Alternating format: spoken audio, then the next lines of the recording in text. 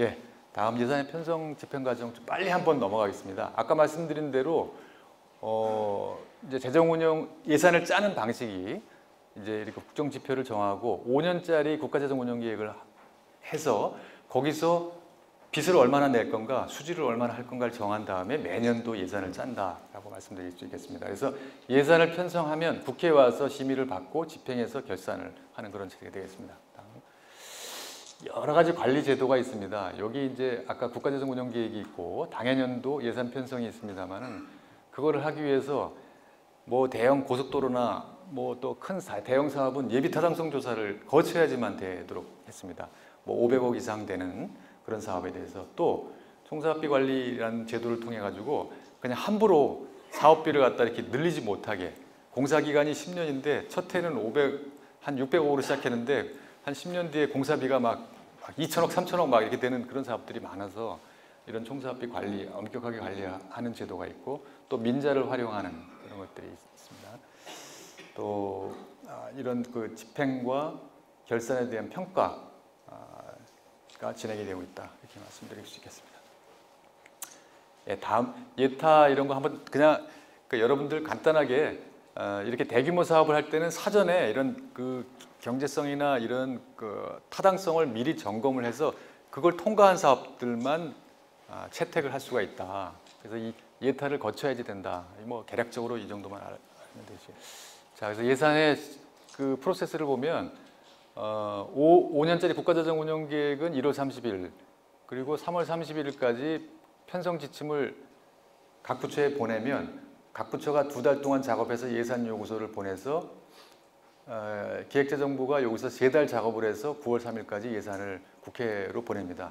그러니까 지역에서 지역 사업들을 반영시킬 수 있는 기간은 3월 31일 이전부터 준비해도 좋고 각 부처하고 협의해서 예산 요구서를 각 부처에서 제출하는 이 5월 30일까지 각 부처 예산에 담아서 넘어오거나 아니면 기획예산처가 예산 심의를 할 때 이 안에 그 예산이 반영되게 하거나 또 그 다음 단계는 국회에 와서 국회 심의 과정에서 반영하거나 이 3번의 기회가 있다 이렇게 보시면 되겠습니다. 국회 과정은 그 예산 심사가 상임위를 거치고 예결위를 거칩니다.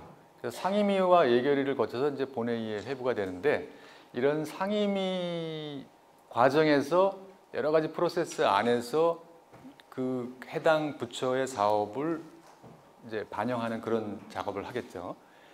근데 여기서 논의됐던 것들이 그대로 반영되는 것이 아니라 예산결산위원회에서 다시 한번 논의가 되는데 예산결산위원회에서 중요한 게 여기 조정소위원회, 개수조정소위원회라는 게 별도로 구성되게 돼 있습니다. 그래서 개수조정소위원회에서 각 상임위에서 올라왔던 증액 의견 또는 감액 의견 이런 것들을 종합적으로 심사를 하게 됩니다. 그래서 보통은 최근에 이제 쪽지 예산을 하면 안 된다 그렇게 얘기하잖아요. 쪽지 예산을 못하도록 되어 있습니다. 그래서 최근에는 그런 국회 과정도 굉장히 투명해졌기 때문에 그 쪽지 예산에 대한 그 통제가 굉장히 엄격합니다. 그래서 갑자기 밑도 끝도 없이 어떤 사업들이 여기 그 예결위에서 툭 나와가지고 이렇게 반영될 수 있는 게 아니고 프로세스를 거친다면 상임위에서 논의가 돼야 돼. 적어도 상임위에서 논의가 돼야 된다.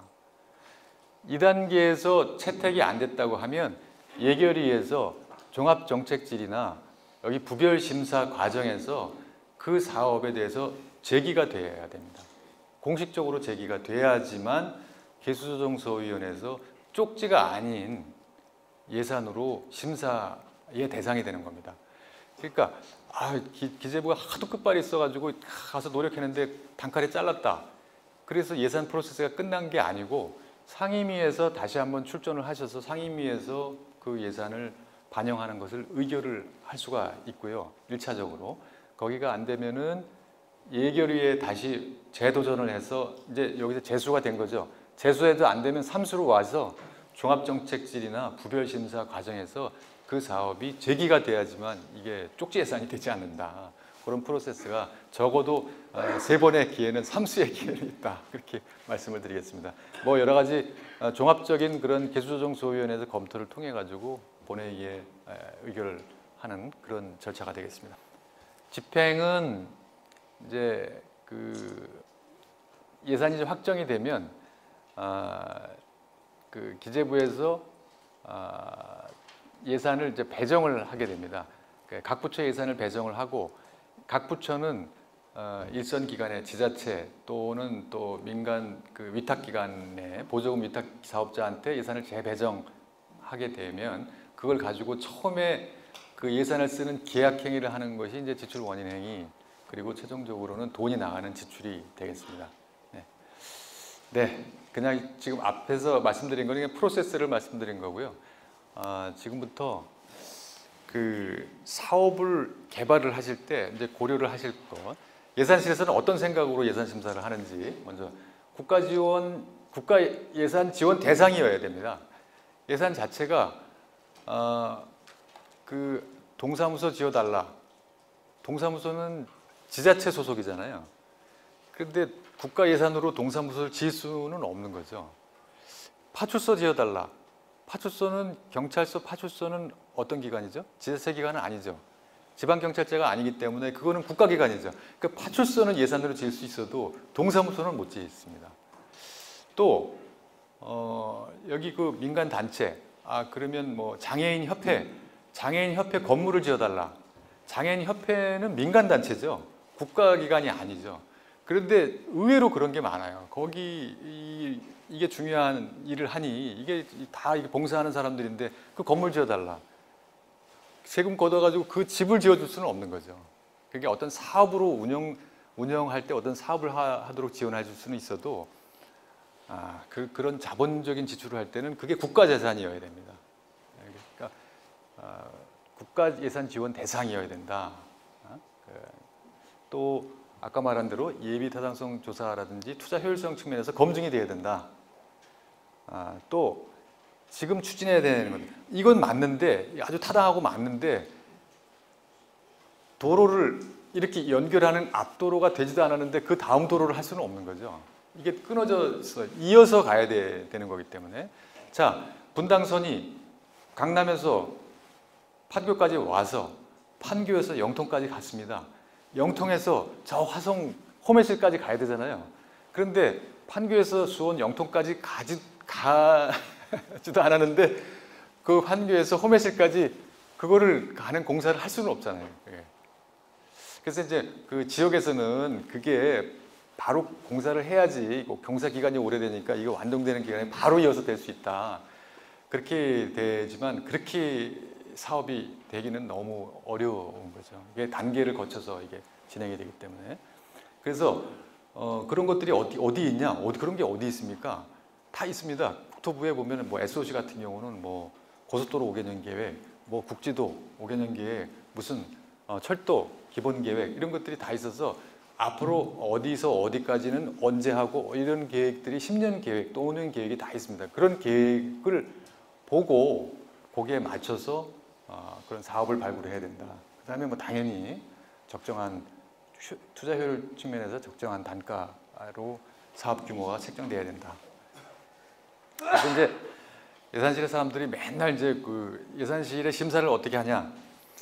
예산실장이 있고 국장들이 옆에 이렇게 앉아 있습니다. 논문 심사 교수입니다. 논문 심사 교수 돼가지고 여기 문화예산과, 농림예산과 또는 또 뭐 중기청 담당 예산 사람들이 이제 부처에서 또는 그 해당 그 사업을 하는 사업자한테 사업 설명을 다 들어서 이 사업이 필요하다라고 판단이 되면 논문 심사하듯이 와서 이 앞에 와서 이 사업이 이렇기 때문에 타당성이 있고 집행이 잘 되고 효과가 이렇게 돼 있고 특허를 몇 개 내고 이러니까 이거 사업을 반영을 해달라라고 논문 심사를 합니다. 그러면 심사위원들이 앉아가지고 작년에 집행 실적 한번 보셨습니까? 집행이 잘 됐습니까? 작년에 예산 20억 따는데 작년에 20억 따놓고 10억밖에 못 쓰고 10억 불용했잖아요. 이렇게 하면 이제 그 문제점 걸 지정을 하는 거죠. 그게 다 통과되면 이제 요구했던 예산이 반영되는데 그렇지 않으면 이제 빠꾸가 당하거나 아니면은 뭐 요구했던 금액이 반영 안 하고 일부만 반영되는 그런 프로세스가 됩니다. 그래서 이런 심사위원, 논문 심사위원들이 그 심사를 받을 각 그 담당자한테 요구하는 기준이 이런 겁니다. 먼저 예산 꼭 사업 하나만 보지 말고 좀 큰 계획을 먼저 좀 봐라. 학생 수가 아까 말씀드렸던 2000년도에 학생 수가 810만이었습니다. 초중고 학생 수가. 그런데 지금도 한 560만, 2020년 되면 540만 정도 이렇게 줍니다. 거의 뭐 30%, 3분의 1이 줍니다. 그런데 교부금은 자동적으로 이렇게 세금이 늘어나니까 2배 이상 늘었단 말이죠. 그러면 좀 이상하잖아요. 학생 수는 3분의 1이 날아가는데 교부금이 이만큼 늘어났으면 그 교부금으로 도대체 뭘 하는지를 검증을 해야 되잖아요. 그런 거를 요구하는 거죠. 이게 좀 이상하지 않냐? 그 대상이 이만큼 줄었는데 그러면 이 예산이 잘 효율적으로 쓰고 있는지 그거를 좀 데이터를 다오 이렇게 요구를 하겠죠. 그런데 거꾸로 노인 수는 330만에서 700만을 돌파했단 말이죠. 그러면 노인을 담당하는 거는 지자체 시군구청에서 담당하잖아요. 시군구청은 얼마나 허덕일 거예요. 그 노인들 다 뒷바라지하는 양로원 지원하고 노인 경로당 지원하고 노인들 또 기초연금 지원하니까 기초연금 지원하면 국가에서 하면 거기 또 30%는 지방비가 또 들어가야 되거든요. 그러니까 숫자가 이렇게 기하급수적으로 늘어나니까 지방비도 소요가 많이 늘어나는 거예요. 그러면 자 이렇게 되면 또 여기 예를 들어서 뭐 쌀 과잉이 이렇게 되는데 농기계를 그렇게 계속하고 간척지 계속 개발하면 그거 어떻게 되는 거예요? 그러니까 이런 그렇게 변화되는 이런 숲을 먼저 좀 보고 그 다음에 개별적인 예산 요구하는 것이 맞는지를 좀 판단해 달라라는 게 제일 가장 중요한 이슈가 되겠고요. 또 두 번째로는 그 재정 원칙이 있어야 됩니다. 한 번 한 거를 했는데 다음번에는 안 하고 또 다음번에 온 사람은 해주고 이렇게 하면 예산이 성립이 안 되죠. 전국에 시군구가 230여 개가 있는데 어느 때는 이걸 해주고 보통은 이제 도서관의 운영비는 지자체가 합니다. 지방의 지역 도서관의 운영비는 지자체가 됩니다. 그런데 어느 지자체가 정말 어려우니 이거 운영비 그 1년에 1억밖에 안 되는데 그 1억을 못 대주냐? 1억을 대주시오. 라고 하면 그 1억이 되는 게 아닙니다. 아니 여기 구는 해주는데 왜 우리는 왜 차별하냐라고 이렇게 하기 때문에 1억이 금방 230억이 되는 거예요. 230개의 시군구에서 다 똑같은 걸 해달라고 하기 때문에. 그러니까 이거는 이게 원칙이 무너지면 다 똑같이 해줘야 돼요.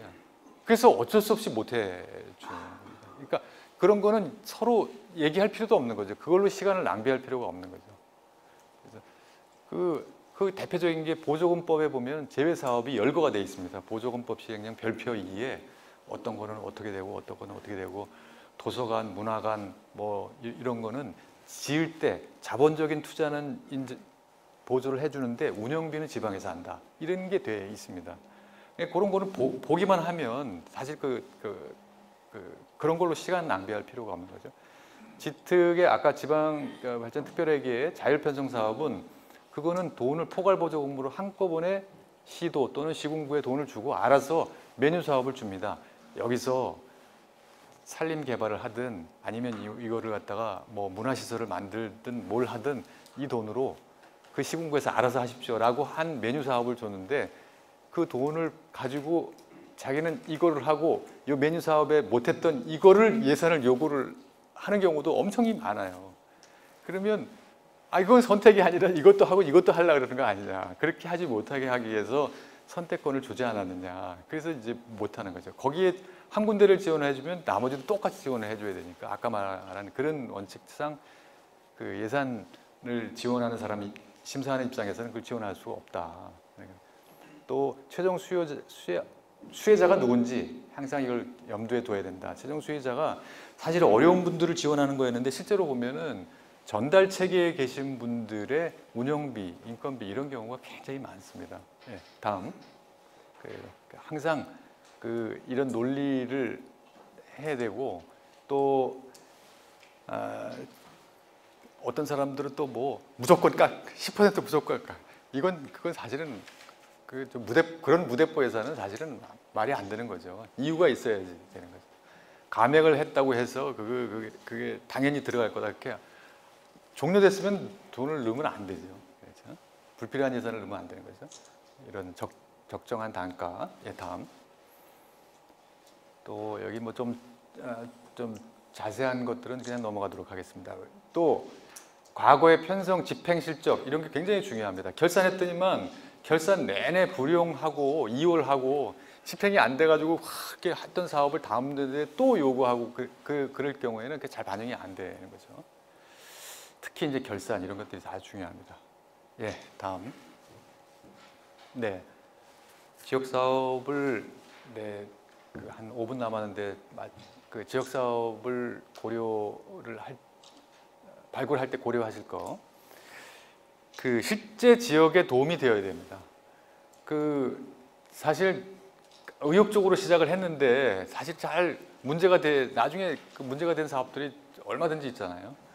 F1 사업 해가지고 사실은 많은 관광의 변화가 있는 건 사실이지만 그게 이어지질 못하고 중간에 이제 그 사업권도 반납하고 나니까 그 엄청난 투자를 해놓은 시설 자체가 지금 다 이렇게 효과적으로 활용이 못 되는 그런 또 뭐 경전철 사업들 처음에 수요 예측 잘못해가지고 그렇게 된 거 또 저희 은하레일인가 월미도에 뭐 그래가지고 다시 또 뜯는다고 또 지금 그러지 않습니까? 그런 사업들 초기 그 사업 컨텐츠 개발할 때 하여간 많은 분들하고 하여간 논의를 많이 해서 디자인을 잘한 사업들이 결국은 집행이 잘 됩니다. 갑자기 들어가거나 하여간 사전 준비가 철저하지 않은 사업들이 보면 항상 나중에 집행과 결산 때 문제가 되는 사례가 너무너무 많습니다. 필수 절차를 선행해야 된다. 아까 말씀드린 대로 예타라든지 뭐 기본 계획 이런 국도 계획에 미리 반영이 되는 게 중요하기 때문에 이런 사업을 할 때 어떤 절차, 선행 절차가 뭔가를 자주 확인하셔서 그 사업 할 때 단계적으로 그 사업을 반영해야지 그 다음도 자동적으로 이렇게 이어갈 수가 있다. 갑자기 이제 이 국제 행사 좋은 행사니까 이거 올해 유치해서 우리 해서 뭐 예를 들어서 그냥 뭐 이게 나쁘다는 게 아니라 세계 미용사 대회를 합니다. 이게 뭐 세계적인 대회이기 때문에 이거 국고 지원해 달라. 근데 이 사업비가 한 20억 정도 돼요. 근데 10억 이상 되는 국제 행사의 경우에는 국제 행사 지원위원회라는 그 위원회에서 승인을 받아야 됩니다. 그 절차가 이렇게 또 1년에 몇 번 이렇게 있거든요. 그냥 다짜고짜 뛰어가지고 이제 뭐 이제 새해 들어서 뭐 2월 달에 하고 지금 다 뭐 몇 개국에서 오기로 돼 있으니까 무조건 이거 지원해 달라. 그러면 절차를 밟으십시오. 그렇게 해가지고 안타까운 경우도 많이 있거든요. 그러니까 선행 절차가 어떤 것인지를 미리 체크를 하는 게 중요하다. 그리고 이제 어떤 경우는 한목에 다 들어갈 수 없으니까 사업비를 단계 이거는 한 2단계, 3단계로 하는 게 좋겠다. 그럼 단계를 끊어가지고 총사업비를 처음에 한 1,000억짜리지만 1단계로 한 300억, 그 다음에 한 300억, 마지막에 한 400억 이렇게 단계적으로 이렇게 하는 접근법도 가능하다. 그렇게 하면 아무래도 타율을 높일 수 있다. 다음. 자, 어떤 사업은 국지도 사업이 도로 사업이 서울시에는 사실 국지도가 없습니다만 지방에는 많습니다. 국지도 이름이 뭐냐? 국가지원지방도입니다. 국가지원지방도인데 국비 지원율이 100%예요. 그러니 지방에 있는 모든 지자체장이 무조건 국지도 딸라 그럴 거 아닙니까? 그러다 보니까 국지도 예산은 뭐 1년에 만약에 7천억이다. 그러면 국지도 예산이 7천억이 있는데 수요는 적정 수요보다 10배가 있는 거예요. 7조가 있는 거예요. 그러니 국지도 한번 하면 국지도 완공되는 기간이 얼마나 걸리겠습니까? 그냥 전국의 모든 100%짜리 국지도 해달라고 하니 그러니까 예산을 뭐 쪼개서 하다 보니까 시간이 도로 하나 뭐 한 15km 하는데 20년, 30년 걸리는 겁니다. 그거 한이 숨 넘어가니까 민자로 유치해가지고 민자로 빨리 하면 3, 4년 만에 완공할 수 있는데 30년을 어떻게 기다리냐. 차라리 민자로 유치해가지고 근데 민자로 하면 통행료가 좀 비싼데 선택하는 거죠. 30년 기다렸지. 그런 걸 이제 선택을 하는 거죠. 그러면 또 어떤 경우에는 지방비를 어떤 거는 또 얼마 분담해서 사업을 좀 빨리 할 수 있게 하는 방법들을 이제 디자인을 하는 거가 되겠죠. 사업이 운영비를 주는 게 좋은 건지 자본적인 지출, 이 뭘 하나 만들어 놓는 게 중요한지 아니면 운영비를 받아서 이렇게 매년 그걸 받아서 운영하는 게 좋은 건지 그걸 사업을 디자인할 때 미리 이제 결정을 하고 들어가는 게 굉장히 중요하다. 아까 말한 대로 금지 사업, 재택의 포괄 보조 사업 이건 미리 확인을 해가지고 사업도 지원 대상이 아닌데 그걸 들고 다닐 수는 없는 거죠. 예, 다음. 18년도 예산 이거는 제가 왜 적어놨냐면 예산 전체 모습을 그 해 다음 연대 전체 예산이 어디에 중점을 두는지를 알면 그런 사업들이 반영이 되기가 좀 유리하다 그렇게 말씀드릴 수 있겠습니다. 그 18년도 예산은 사람 중심의 따뜻한 재정 운영 이게 국정 철학을 반영한 그런 그 중점 지원 비전이 되겠습니다. 그래서 일자리라든지 소득주도 성장 지원, 혁신 성장, 또 인적 자원 개발, 안전 이런 거에 중점을 둬서 투자를 하고 있다. 쭉 나오겠죠. 그래서 그 사람 중심의 재정 운영하기 위해서 이런 아동수당 새로 10만 원, 기초연금 20만 원에서 25만 원, 노인 일자리 단가도 22만 원에서 27만 원 이렇게 다 쭉 현실화를 많이 했습니다. 참전 무공수당도 38만 원 이런 식으로 많이 올라갔고 그래서 복지 예산이 사실 복지 예산 한쪽만 130조에서 145조, 15조가 올라갔습니다. 그 전년도에는 한 해 복지 예산이 한 5조 안팎으로 올라가는데 내년도는 그만큼 훨씬 평년에 비해서는 그만큼 더 이렇게 사람 중심의 또 국가의 기본적인 서비스를 제공하기 위해서 이런 예산을 많이 반영을 했다. 예, 다음. 예, 마지막으로 여러분들이 이제 공적인에서 공직을 수행하니까 제가 그동안 여러분들께 그냥 지나오면서 생각했던 것들을 한번 말씀을 드리고자 합니다. 우리나라 지금 현주소가 경제 규모는 11위인데 인구가 5,100만이에요. 인구는 뭐 26이긴 하지만 이 30-50 클럽이라고 있습니다. 그 소득이 3만 불 넘고 인구가 5천만이 넘는 나라가 전 세계에서 6개가 있습니다. 7번째는 한국입니다. 저희가 이제 14년부터 2만 9천 불인데 올해 18년 되면 지금의 그 경제 전망으로 보면 한 3만 2천 불 정도로 전망이 되고 있기 때문에 아마 7번째 30-50 클럽이 되지 않을까. 사실 2만 불 뚫은 것도 세계 7번째였는데 그러니까 5천만 넘는 나라는 대국이거든요. 그런 대국의 큰 살림을 끌고 가면서 국민들이 3만 불 넘게 만든 나라가 전 세계에서 6개밖에 없는 겁니다. 그런 나라를 지금 우리를 또 살림을 또 꾸려 나가는 겁니다. 이렇게 원조 받는 나라에서 원조 하는 나라가 됐고 또 민주화 달성한 사례는 뭐 잘 아시다시피 유일한 사례가 됐겠죠. 뭐 이렇게 세계적인 인물들도 다 배출을 했고 한류가 지금 전 세계로 퍼져나가고 있습니다. 다음.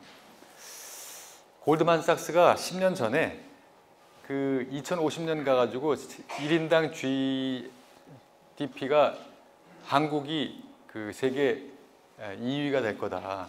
한나라는 아마 그 도시국가 리히텐슈타인인가 뭐 도시국가였기 때문에 의미로는 사실 세계 1등이 될 거라고 전망을 했습니다. 8만 불 1인당 GDP. 그때 당시에 여러 가지 그 가정을 넣어서 글쎄 이제 이게 됐으면 좋겠어요. 그러나 이제 우리 강점이 있죠. 디지털 인터넷 강국이고 또 교육열도 1위고 인적 자원이 좋으니까 이런 자원을 잘 활용해서 4차 산업혁명을 잘 대비를 하면 이 골드만삭스에서 전망한 대로 세계 1등 국가가 되지 않을까 그렇게 생각합니다. 근데 다만 지금 문제가 여러 가지 도전이 있습니다. 지금 생산 가능 인구, 경제 활동에 참여하는 생산 가능 인구가 3,700만이 정점인데 2017년부터 이게 이렇게 거꾸로 내려가기 시작합니다. 그래서 이게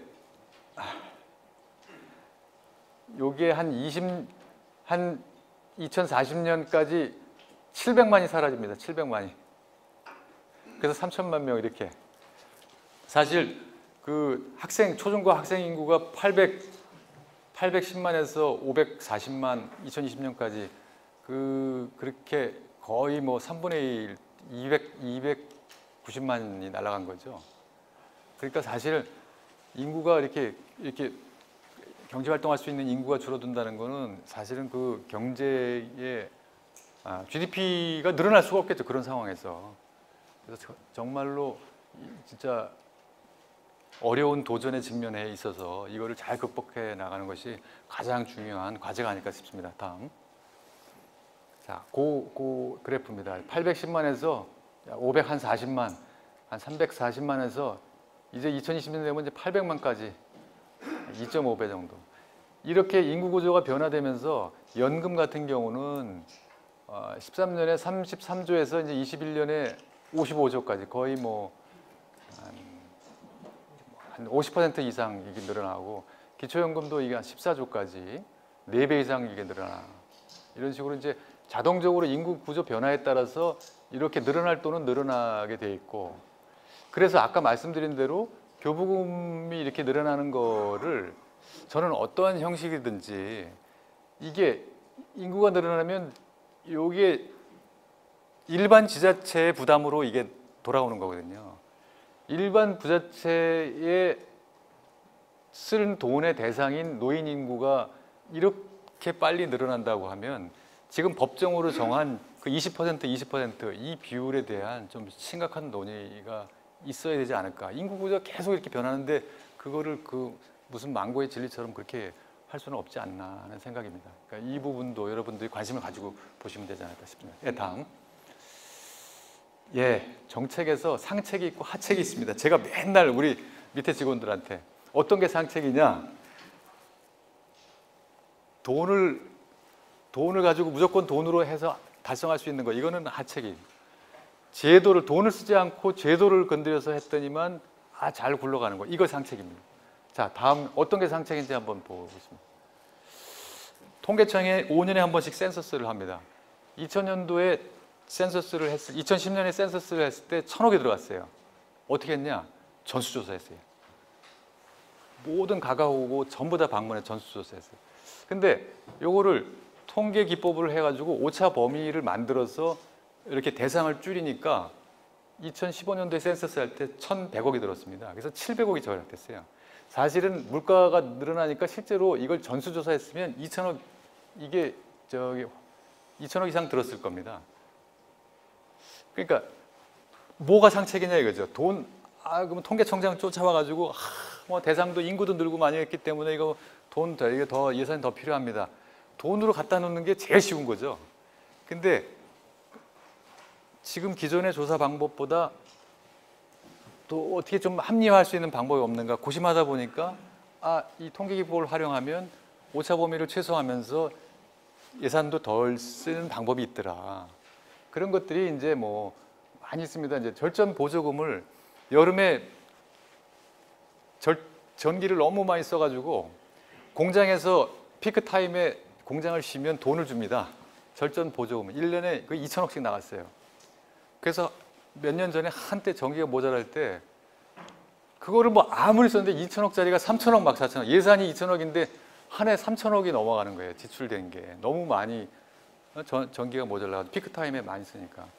그래서 아예 그냥 이걸 없애버렸습니다. 보조금을 2,000억짜리를 없애놓고 누진제로 바꿔가지고 피크 타임 때 전기를 조금 쓰면 전기요금을 깎아주는 거예요. 그랬더니 그 공장에서 알아서 야간에다 돌리고 낮에 피크 타임 때 안 쓰는 거예요. 그래서 한 해 2,000억씩 해가지고 5년치 계산하면 1조를 절감하시는 거예요. 그러니까 제도를 바꾸면 되는데 이제 바꿀 생각을 쉬운 게 돈이니까 돈 갖다가 그냥 주면 돼. 그래서 이렇게 고민할 것들이 무궁무진하게 많다. 여기 도로 가변도 갓길 활용하는 거 있지 않습니까? 그 갓길을 활용해서 시간대별로 조정하면 훨씬 도로 효율을 높일 수가 있고, 특별회계에서 저희가 특허청에 특허가 막 물밀듯이 들어오는데 심사관들이 없어서 특허 받는데 한 4년 5년 걸리는 겁니다. 그래서 이거를 해결하려면 돈을 더 넣어가지고 심사관들 더 많이 넣어가지고 빨리 해결해야 될 거 아니냐. 그거 맞는데, 그래서 특별회계를 만들어서 특허 수입을 가지고 심사관들을 채용을 하게 하는 거죠. 그랬더니 심사관들이 그 수술을 받아가지고 채용을 하니까 특허 기간이 4년에서 1년으로 당겨져. 그러니까 특허가 국내 특허가 이렇게 빨리 나와. 그러니까 특허가 점점 더 많이 들어와. 수수료가 더 올라가. 심사관들 더 확충해. 그래서 지금 대한민국 특허 심사 기간이 전 세계에서 가장 빠른 나라 중에 하나. 농업보조금, 농기계 옛날에 그 리아카 다 돈 줬죠. 리아카 한 20만 원, 뭐 25만 원 하는 그 경운기 뭐 보조금은 자부담이 있긴 한데 실제로 업체들이 전부 다 그 부담해가지고 전부 다 그걸 그 자부담이 없이 그냥 한 해 지나고 나면 겨울에 눈 오고 추우니까 다음에 들어가면은 시동이 안 거리면 그냥 농협 와서 또 새 걸 받아가는 거예요. 경운기 그냥 창고에 그냥 있고 자부담이 없으니까. 그래서 그냥 농기계 보조금 자체를 없애버렸습니다. 다 융자 방식으로 바꾸고. 이것도 농업도 이제 재보험 같은 거를 하면 보험료를 내니까 재해가 발생하지 않게 AI나 이런 것도 광우병 같은 걸 조심하게 만드는 제도를 만드는 거를 고민을 해야 된다. 아까 말씀드린 국지도 100%짜리 해놓으니까 수요가 20년, 30년 걸리는 거예요. 그래서 국지도 문제를 해결하려고 보조율을 90%로 줄였어요. 전국에서 난리시지 않겠습니까? 아니 먼저 받아서 한 놈들은 뭐고 나중에 기다려가지고 했는데 우리는 왜 90%, 10%더 내놔라 해가지고 전국이 막 들끓었어요. 그런 상황이 돼서 저희들이 생각한 게 그러면 자, 요 10%만큼 작년도 예산이 7천억이었는데 10% 700억 요거를 띄어서 국가가 안 갖고 요거를 지특회계에 여러분들이 쓸 수 있는 포괄 보조금에다가 700억만큼 얹어 드릴 테니까 이거를 보조율을 낮추겠습니다. 왜? 그렇지 않으면 수요가 자율로 조정이 안 돼요. 공짜니까 무조건 다 놔달라 그러니까. 그러니까 자기 10%라고 들어가면 그 다음부터는 이 도로가 필요한지 안 한지 교통량을 감안해서 이제 그 도로 요구를 하니까 그 다음부터는 요구가 굉장히 많이 줄어드는 거예요. 그 남은 돈 700억을 가지고 지들이 원하는 사업들, 자기가 그 지역에서 가장 원하는 사업을 선택해서 할 수 있다. 그러니까 이걸 이렇게 생각해서 좀 할 수 있는 분야가 너무너무나 많을 거라고 생각합니다. 그래서 예산을 이제 심사하고 예산을 하는 예산실 직원들도 그런 거 위주로 단가 계산하고 이런 게 아니라 그런 거 위주로 많은 시간을 할애하고 또 지역에 계시는 분들도 또 예산 심사하고 또 의회에서 심사하실 때도 그런 기준으로 이런 것을 뭐 개선해 내자 이렇게 달겨들 때 지방에서부터 이런 좀 이렇게 혁신이라 그럴까요? 그런 개혁이 일어나지 않을까 해서 오늘 사실 이 말씀을 좀 여러분들한테 꼭 드리고 싶었습니다. 그러다 보니까 조금 시간이 오버되는데 여러분 저희 그 공부 열심히 하셔서 다가오는 지방선거에서 꼭 좋은 결과를 얻으시기 바라겠고요. 올 한 해도 또 그 외에도 건강하시고 좋은 일 많기를 바라겠습니다. 감사합니다.